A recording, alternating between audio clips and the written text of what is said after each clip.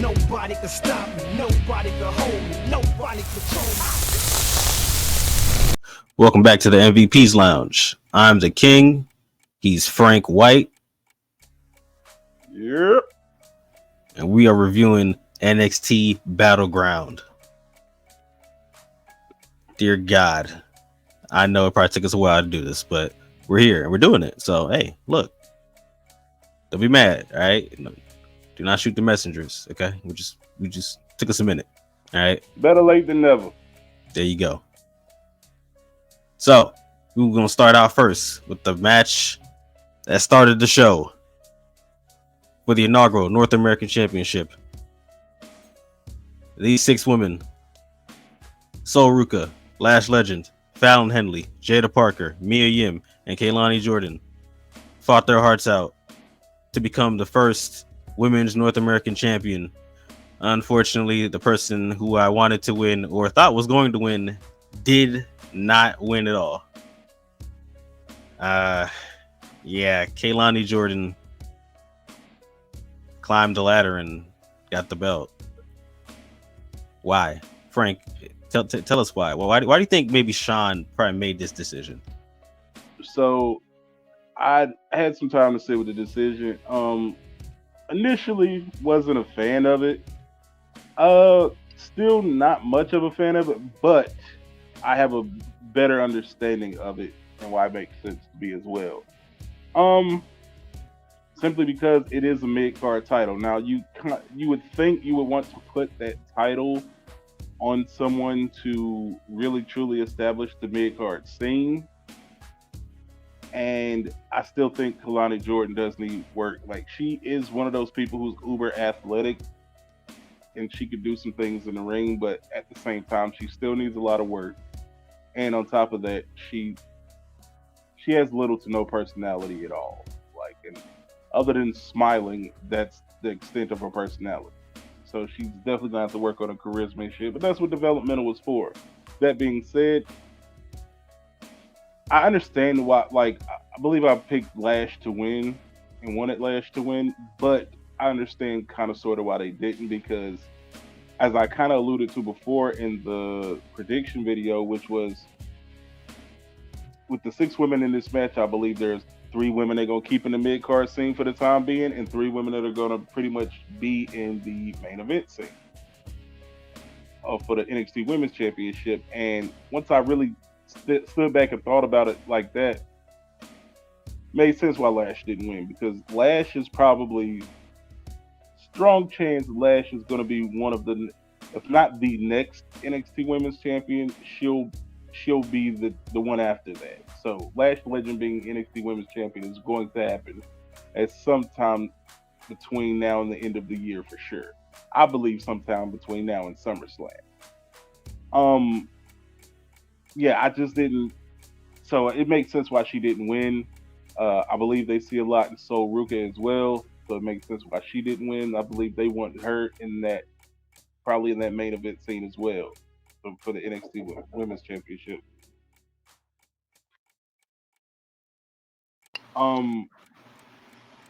Meechin, Kalani Jordan, and I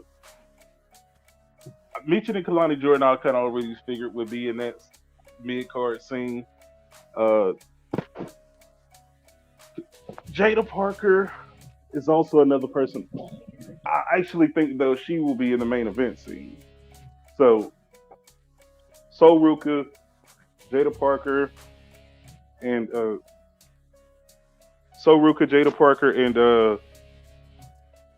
Lash, I believe, are gonna be all main eventers. So that's why I believe they didn't win. Because it's right. And the other 3 women, I just feel they just gonna be in the mid card scene for the time being. Fallon Henley, Kalani Jordan, and Mia Yim are gonna stay in that. Mia Yim to help elevate all those girls over there, being that she is a vet. So that's why, in hindsight, it did make sense. At the time, though, I wasn't feeling it, but I I get it after I sat back and thought about it for a while.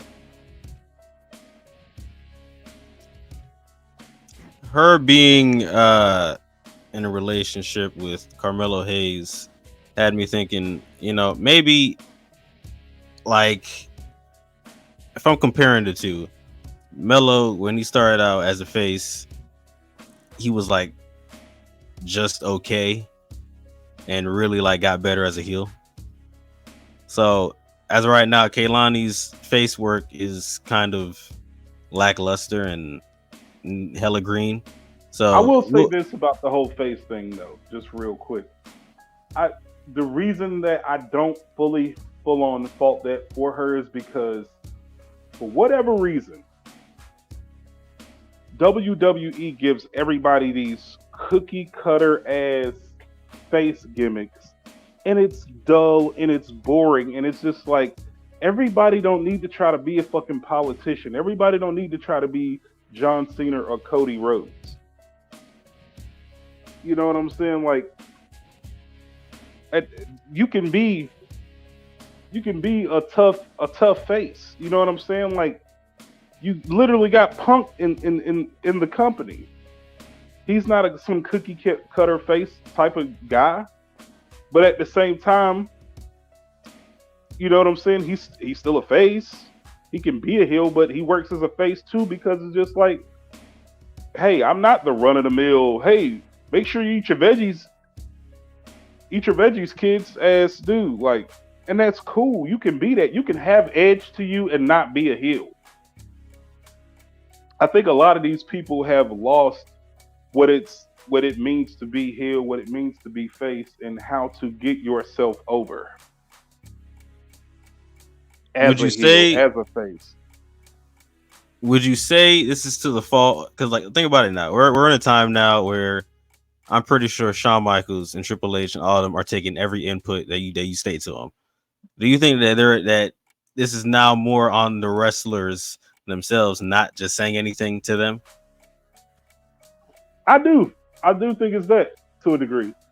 I do, because I feel like everybody is so afraid to, and it's just got to do with these last two generations, millennials and Gen Z, that everybody is so afraid of offending someone else. Everybody's afraid of speaking their mind. They're just speaking in hive speak instead of speaking up for themselves in a way that, you can speak up for yourself and have confidence and not worry about offending people.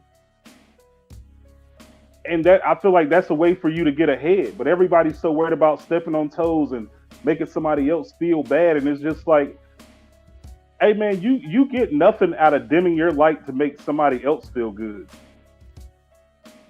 Like, why would you shit on yourself or like, oh, I'm gonna step back because I don't want this person to feel bad? Like, fuck that.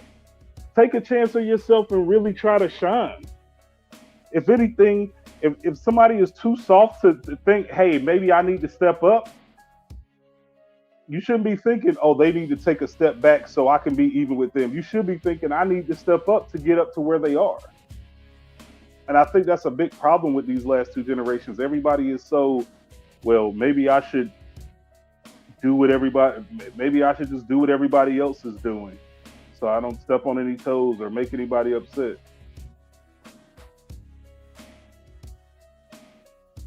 Hey, Cody did it. Cody pointed at Roman when he was supposed to. So, hey. Yeah, goofy shit like that can work sometimes.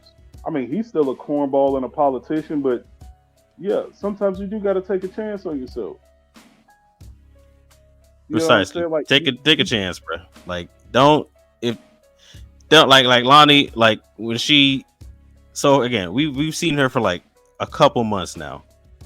She started out with Dana Brooke as her like mentor, and then Dana Brooke ends up getting released, and she's in TNA now, and she'll probably be back over here in a couple seconds anyway. But like again, her promos and stuff that we've seen so far, like it just sounds very awful and very cookie cutter. Yeah, and that's the problem with a lot of people. Like, nobody is have some edge. I'd rather listen. Ask for forgiveness instead of ask for forgiveness instead of permission. Take a shot. Jump out there. Fuck it. Like, look at the heels in that. Jada buried all of them in that during that promo, and so did Lash. It's like Jada nor Lash didn't win, and yet they still came out of this match looking like the bigger stars out of everybody there. that ladder bump that Lash took. Yeah, it looked crazy. Looked like it hurt a lot. Dear God. But shout out to these women. They put their bodies on the line. They weren't playing soft in this match, and it was good. Lonnie took the W. She's the inaugural champion, so we'll see what she has to bring to this new mid-card division for the women. On to the next match. We get Nathan Frazier and Axiom versus the Good Brothers. The wrong team won this match. I don't care if Carl Anderson and Luke Gallows are old, or I don't care that they got something going on with AJ, and I don't care that they got something going on somewhere else. The wrong niggas won this match. Like, yeah, I wouldn't. Axiom. Yeah, it's just like, oh my lord, Nathan Frazier and Axiom. Yes, they move quick, they get their flips off, they do their stuff. Like Axiom, again, I said it many times on any review. I like Axiom, he's cool. Nathan Frazier, on the other hand, he's just some guy. Again, I don't like either one of them. They're both boring as fuck. There's no personality there. I don't give a shit about either person. Like, what are we doing here? What are we talking about? Like, this whole made up, put together ass, random ass tag team that's the tag team champions. Like, why are we trying to make like this is a thing that should be really successful right now? Like, and they're beating other legit teams. Like, that's not getting them over. Like, I still don't see them as a threat. I'm going to think of them as losing every match they go into. And unless they were to face a real jobber tag team, I'm going to think they're losing to whoever the fuck they're going up against. I don't see them as a threat to any soul whatsoever.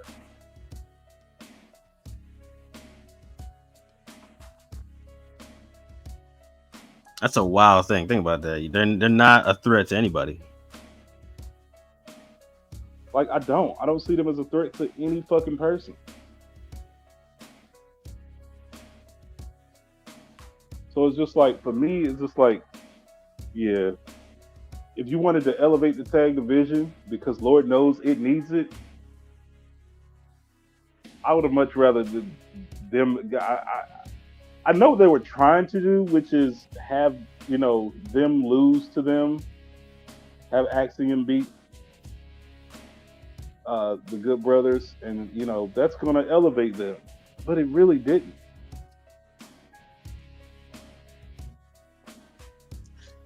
Nope, no, I did not.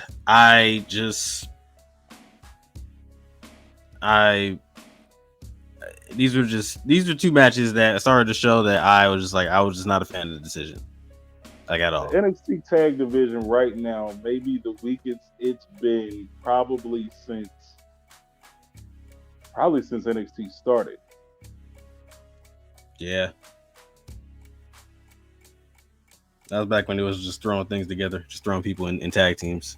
But even then, those teams were better than this. But nonetheless, Nathan Frazier and Axiom get the W, and they are still our NXT Tag Team Champions. Whoopee. Woohoo! Yeah. And I don't know what team has been built up to even face them next and possibly even take the titles off of them, which that could be anybody, because again, I just don't see them as a threat to anybody. As I think about it, there really isn't any team that has been built, but most of those teams that we see out there, I'd rather see them with the belts than see them with the belts right now. Anybody, it don't even matter who. Dear Lord. All right, let's get to the next one. We have, for the North American Championship, Wesley versus Joe Coffey versus Oba Femi. Pretty good match. I wasn't mad at it. You give your input first on this one. Man, look, hold on.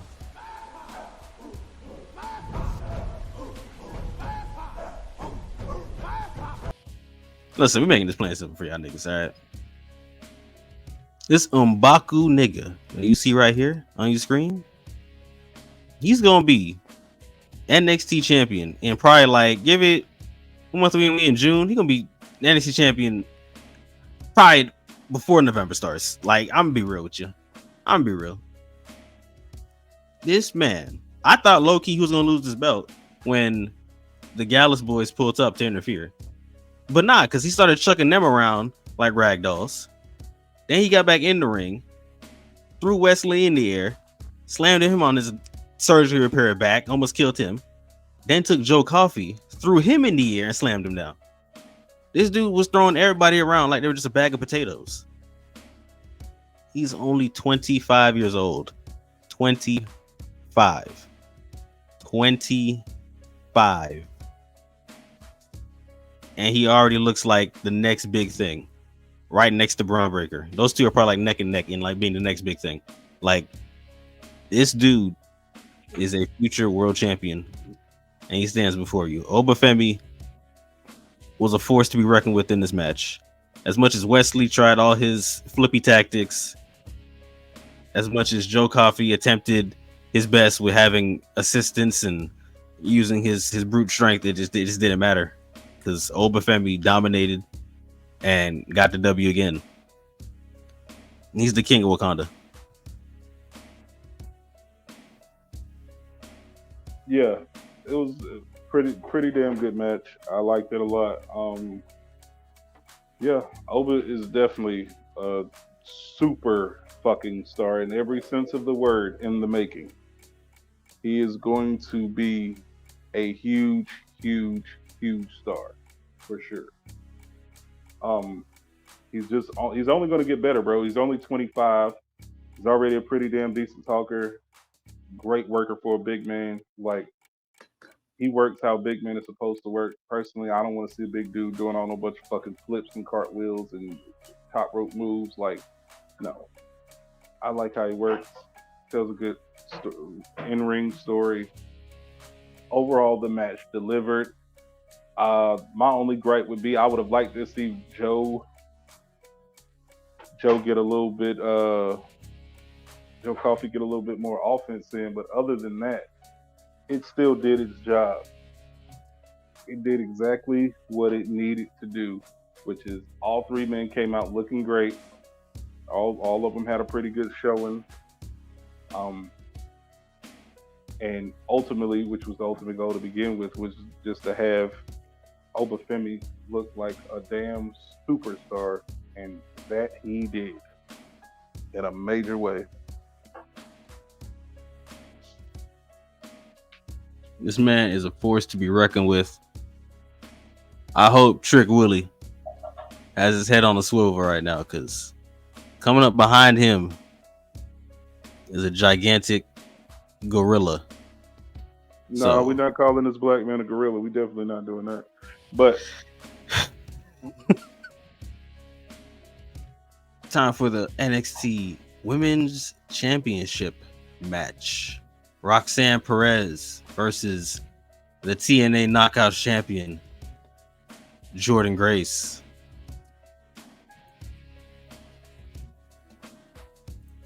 Good solid match. I enjoyed it.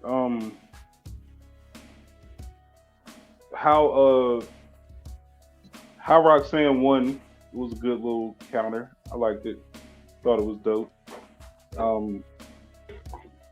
I feel like I get why she didn't win, but if WWE really wanted to make a statement, they would have had her. They would have had win. They would have had Jordan Grace win, but I get it. I guess this is supposed to be one of Roxanne's signature wins, but I don't know. I'm a little over her being champion at this point, so I'm kind of hoping somebody takes the title off her soon. Because it's just like all her talking points at this point are very, very repetitive. I'm assuming they're gonna have some type of tournament to figure out who she battles next, who she goes up against. So, but Jordan Grace definitely looked good in this. Yeah, Jordan Grace looked fantastic. And I'm hoping that, like I said before, I'm hoping her next challenger takes the title off of her, whomever that may be. I'm thinking, to me, all signs point towards Lash taking the title off of her, unless I'm missing something. I see it as Lash taking the title off of her, though. Yeah, it's either going to be Lash or Lola Vice. I can definitely see that, too. I'm thinking it's going to be one of those two that take the title off of that, Lash or Lola Vice. Actually, scratch what I said before. I'm gonna say Lola Vice is the one taking it off of her. Definitely Lola Vice, based off of what we've seen from her in recent times. Yeah, give me Lola.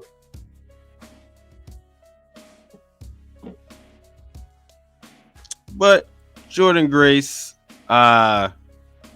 pretty much had to deal with a bunch of other side missions during this match because towards the end, Tatum Paxley pulled up and went to go grab her Knockouts championship and tried to run away with it.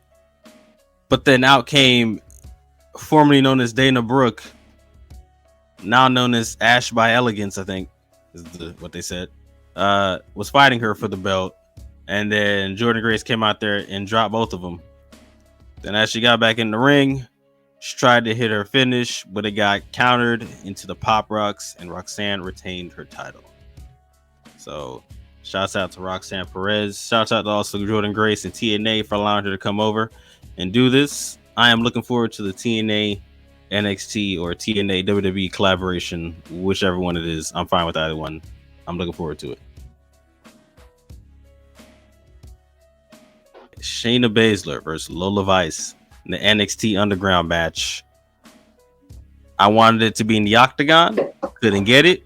That's fine. Match was still fire. Lola and Shayna went out there, killed it. They made it look like as shoot of a fight as they could. And it worked.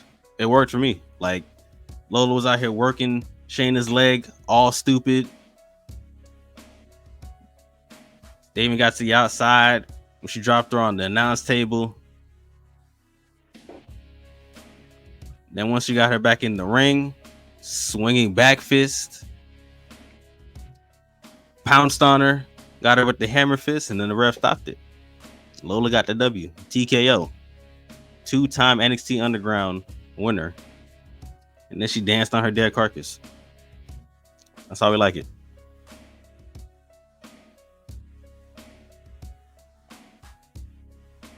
Yeah, this went pretty well. I can agree it was a bummer that this didn't happen in the Octagon. That would have been made that way cooler. But overall, it was pretty decent. Lola won, of course. This match is exactly why I say, yeah, she's probably going to be the next NXT Women's Champion.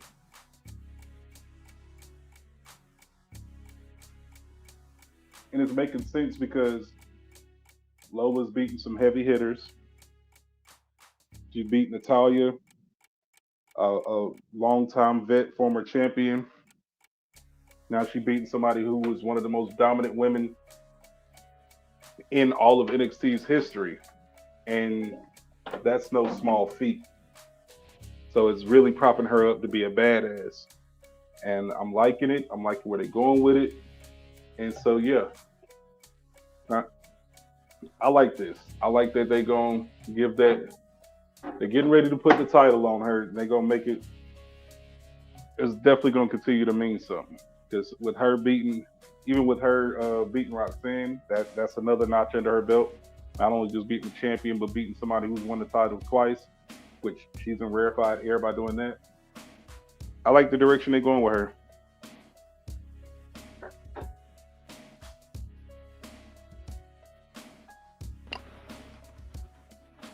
Exactly. Lola Vice gets the W. Twerks backstage with Sexy Red and them folks. So if you enjoyed that, well, put your thumbs up for it because that's what we got. There we go. Let's get that full and center.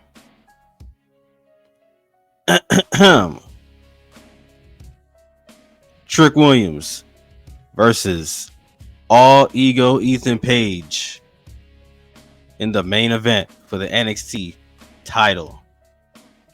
All Ego comes out to his theme music by Def Rebel. Oh dear Lord. If we gotta stand one more day longer with Def Rebel, I will kill myself. I cannot stand these dudes. What are they doing back there?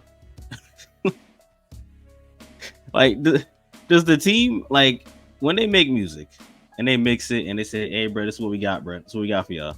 Like, do they actually like listen to it before they just send it off?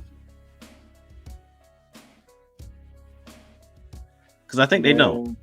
I don't think they just I don't know what's going on because it's just like I hear things being hit or miss sometimes, but it's just like, how the fuck are you that hit or miss? Because I'm like, ain't these the same people who made Trick Williams theme song? Yeah. So why in the fuck? How are they messing up everybody else's so badly? They also made Romans, right? Yeah, they did. That's what I'm saying. How are you this bad? Like, how can you hit on certain things and then miss so badly on others?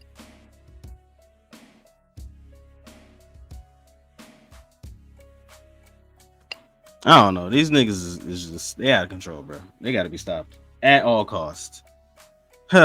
But music aside, All Ego makes his debut entrance, and as he waits, Trick gets his camera shot, pulls up, entire crowd shaking, chanting "Whoop that Trick."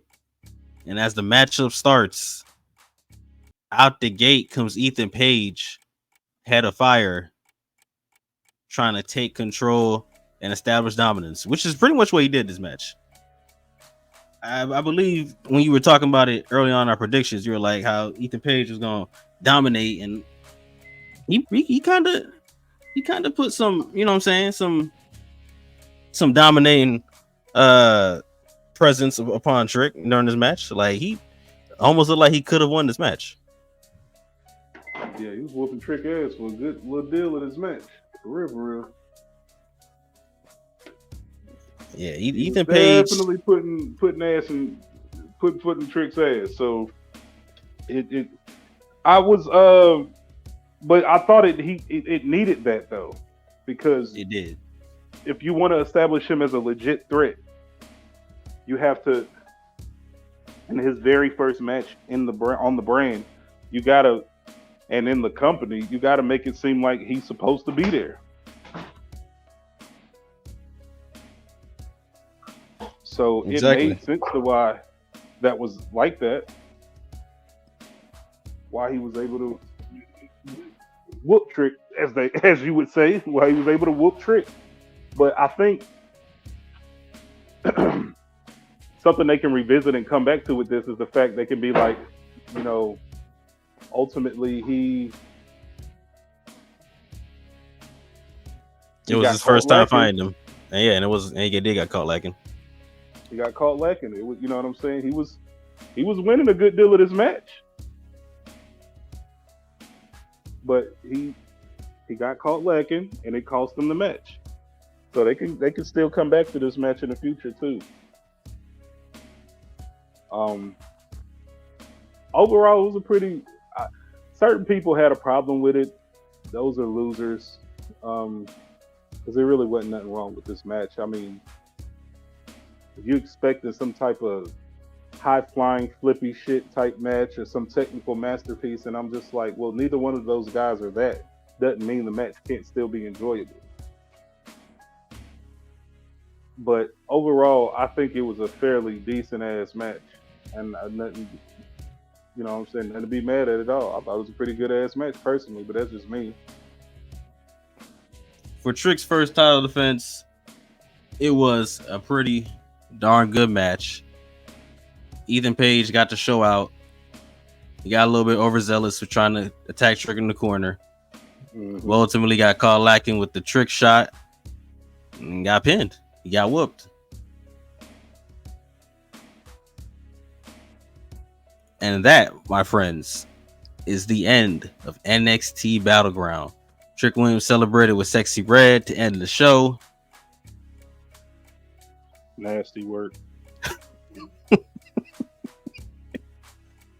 Oh, God. Nasty work. It's all right, y'all. For those who weren't a fan of seeing Sexy Red, hey, look, that was the last time you had to see her. For now, she might be back. Let's be honest, she might be back. But for right now, that was the last time you got to see her. Okay. Dear God, I hope not. Next time you will see her, she'll be in the ring. Find somebody. All right. That's it, y'all. That was NXT Battleground.